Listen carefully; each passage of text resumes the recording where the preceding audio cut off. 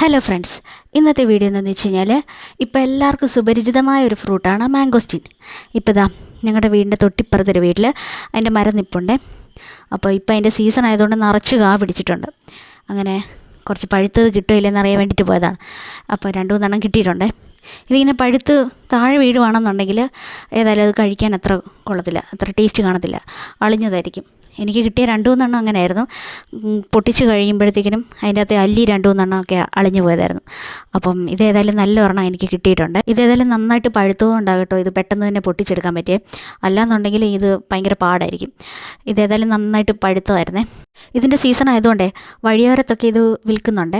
പക്ഷെ നല്ല റേറ്റാണെന്ന് തോന്നുന്നു. പിന്നെ എനിക്ക് തോന്നുന്നു പൊട്ടിച്ച് കഴിയുമ്പോഴത്തേക്കിനും അളിഞ്ഞതാണെന്നുണ്ടെങ്കിലേ നമുക്ക് പിന്നെ അത്രയും വില കൊടുത്ത് വാങ്ങിച്ചതിൻ്റെ ഒരു നഷ്ടബോധം ഉണ്ടാകത്തില്ലേ. ഇത് വായിലിടുമ്പോൾ തന്നെ ഇത് പെട്ടെന്ന് അങ്ങ് അലിഞ്ഞു പോകും. അത്രയ്ക്ക് നല്ല ടേസ്റ്റ് ഉണ്ടായിരുന്നു.